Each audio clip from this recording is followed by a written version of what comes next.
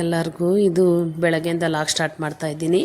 ಬೆಳಗ್ಗೆ ರಾಗಿ ಹಸಿಟ್ಟು ಹುರಿದಿರೋ ರಾಗಿ ಹಸಿಟ್ಟಿದ್ದು ಶಿವರಾತ್ರಿ ಹಬ್ಬಕ್ಕೆ ಇದು ಎಲ್ಲರ ಮನೆಯಲ್ಲೂ ಮಾಡ್ತಾರೆ. ತುಂಬ ನಮ್ಮಮ್ಮನೂ ಮಾಡಿ ಕೊಟ್ಟು ಕಳಿಸಿದ್ರು. ಅದನ್ನೇ ಹಾಕಿ ಹುರಿದಿದ್ದು ರಾಗಿ ಹಸಿಟ್ಟು ಹಾಕಿ ಗಂಜಿ ಮಾಡ್ಕೊತಾ ಇದ್ದೀನಿ. ಇದನ್ನೇನು ಒಲೆ ಮೇಲೆ ಇಟ್ಟು ಬೇಯಿಸೋಂಥದ್ದೇನಿಲ್ಲ.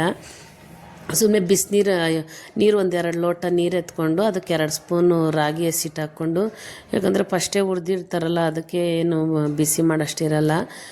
ಕಲಿಸ್ಬಿಟ್ಟು ಚೆನ್ನಾಗಿ ಕಲಸಿ ಬೇಕಂದರೆ ಉಪ್ಪು ಹಾಕ್ಕೋಬೋದು, ಇಲ್ಲ ಸಕ್ಕರೆ ಹಾಕ್ಕೋಬೋದು. ನಮ್ಗೆ ಯಾವ್ದು ಬೇಕೋ ಅದು ಹಾಕ್ಕೊಂಡು ಕುಡಿಬೋದು. ಅದಕ್ಕೆ ನಾನು ಬೆಳಗ್ಗೆ ಒಂದು 3 ಲೋಟ ಮಾಡಿದ್ದೆ.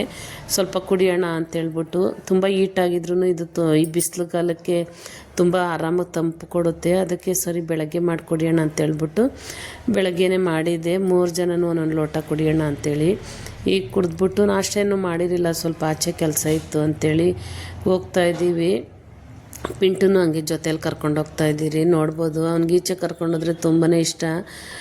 ಈಚೆ ಎಲ್ಲ ತಲೆ ಇಕ್ಬಿಟ್ಟು ನೋಡ್ತಾ ಇದ್ದ. ಅವನಿಗೆ ಈಚೆ ಓಡಾಡೋದಂದರೆ ತುಂಬಾ ಇಷ್ಟ ಆಗುತ್ತೆ. ಅದಕ್ಕೆ ಅವನು ಸರಿ ಕರ್ಕೊಂಡೋಗೋಣ, ಸಾಯಂಕಾಲ ಆಗುತ್ತೆ ಬರೋದು ಅಂತೇಳ್ಬಿಟ್ಟು ಹೋಗಿ ಸ್ವಲ್ಪ ಕೆಲಸ ಇತ್ತು ಅದನ್ನೆಲ್ಲ ಮುಗಿಸ್ಕೊಂಡು ಈಗ ಮನೆಗೆ ಬಂದ್ವಿ ವಾಪಸ್ಸು. ಇದು ನೈಟ್ ಊಟಕ್ಕೆ ಕಾಳು ಸಾರು ಮಾಡಿ ಊಟ ಮಾಡಿದ್ವಿ. ಮೊನ್ನೆ ಮದುವೆದು ಫೋಟೋಗಳು ಬರೀ ಅರ್ಶನ್ ಮಾತ್ರ ಹಾಕಿದೆ. ಇದು ರಿಸೆಪ್ಷನ್ ಫೋಟೋಗಳು ನೋಡ್ಬೋದು.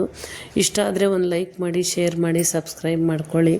ಈ ಫೋಟೋಗಳು ಬರೀ ಫೋಟೋನೇ ಹಾಕಿದ್ದೀನಿ, ಯಾಕಂದರೆ ವೀಡಿಯೋ ಮಾಡ್ಕೊಂಡಿಲ್ವಲ್ಲ, ಅದಕ್ಕೆ ಬರೀ ಫೋಟೋಸ್ ಮಾತ್ರನೇ ಹಾಕ್ತಾಯಿದ್ದೀನಿ. ವೀಡಿಯೋನಾದರೂ ಇಷ್ಟ ಆದರೆ ಒಂದು ಲೈಕ್ ಮಾಡಿ, ಶೇರ್ ಮಾಡಿ, ಸಬ್ಸ್ಕ್ರೈಬ್ ಮಾಡ್ಕೊಳ್ಳಿ.